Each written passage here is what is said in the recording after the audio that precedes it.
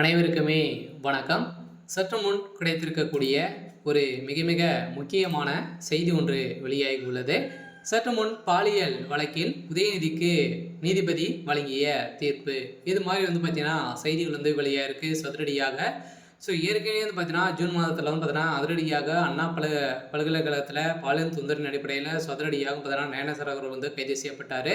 அவருக்கு குறைந்தபட்சம் பார்த்தீங்கன்னா 30 ஆண்டுகளுக்கு பார்த்தீங்கன்னா ஆயுள் தண்டனை வழங்கி நீதிமன்றம் உத்தரவிட்டிருந்த நிலையில் சதுரடியாக திடீர் திருப்பமாக இப்போ இந்த பாலியல் வழக்கில் இதுக்கு பார்த்தீங்கன்னா அந்த மாணவி தாமாக முன் புகார் அளித்திருக்கக்கூடிய நிலையில் இப்போ அதிரடியாக பார்த்தீங்கன்னா மீண்டும் இந்த வழக்கில் தோண்ட பார்த்தீங்கன்னா கிடைத்திருக்கக்கூடிய ஆதாரத்தின் அடிப்படையில் இப்போ உதயநிதியுடைய கதை ஒட்டுமொத்தமாக முடிய போகுது. சில பார்த்தீங்கன்னா இந்த பாலியல் வழக்கில் சதுரடியாக நிறைய பேர் திமுக சார்ந்த முக்கிய புள்ளிகளாம் இதில் சிக்கியிருந்தாங்க. அதே மாதிரி பார்த்தீங்கன்னா அமைச்சர்கள் சிக்கியிருந்தாங்க. அந்த அமைச்சர்களுக்கும் பார்த்தீங்கன்னா இப்போ சம்மன் அனுப்பியிருக்காங்க. சில இப்போ அனுப்பிச்சிருக்கக்கூடிய நோட்டீஸுக்கு எந்த ஒரு பதிலுமே அளிக்காத இருக்கக்கூடிய நிலையில் இப்போ அதிரடியாக நீதிமன்றம் வழங்கிய தீர்ப்பின் அடிப்படையில் அதிரடியாகவும் பார்த்தீங்கன்னா வருகின்ற திங்கட்கிழமை பார்த்தீங்கன்னா கோர்ட்டில் ஆஜராக வேண்டும் அப்படின்றத பார்த்தீங்கன்னா அதிரடியாக உத்தரவிட்டிருக்காங்க.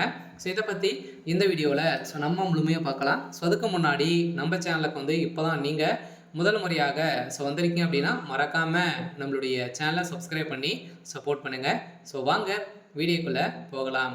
பார்த்தீங்கன்னா அண்ணா பல்கலைக்கழக பாலியல் வழக்கு இன்று தீர்ப்பு வழங்கிய நிலையில் மாணவி புகார் கொடுத்த நிலையில் இறுதிவாதம் இதுவரை என்ன நடந்திருக்கு அப்படின்ற மாதிரி யாருக்குமே தெரியாமல் இருக்கக்கூடிய சூழ்நிலையில் இது பாதிக்கப்பட்டவர்களுக்கு எந்த ஒரு நலத்திட்டங்களுமே வழங்காத இருக்கக்கூடிய சூழ்நிலையில் பார்த்தீங்கன்னா இப்போ இந்த அண்ணா பல்கலைக்கழக மாணவி தெரிவித்த பாலியல் குற்றச்சாட்டின் கைது செய்யப்பட்ட ஞானசேகர் எதிராக வழக்கில் சென்னை மகளிர் நீதிமன்றம் இன்று காலை 10:30 மணி அளவில் தீர்ப்பளித்திருந்த நிலையில் அண்ணா பல்கலைக்கழக வளாகத்தில் கடந்த ஆண்டு டிசம்பர் 23ஆம் தேதி பாலியல் வன்கொடுமை செய்யப்பட்ட பல்கலைக்கழக மாணவி ஒருவர்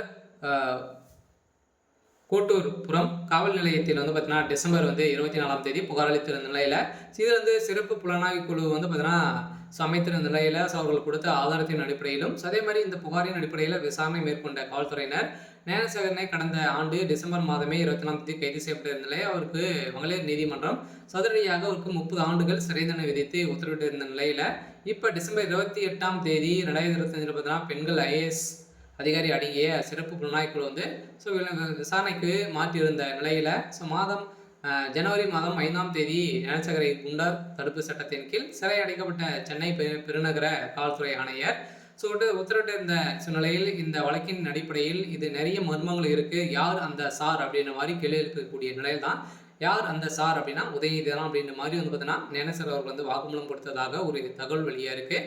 சரி, ஓகே. இன்னைக்கான அப்டேட் இதுதான். மறக்காமல் நம்முடைய சேனலை சப்ஸ்கிரைப் பண்ணி சப்போர்ட் பண்ணுங்கள். தேங்க்யூ.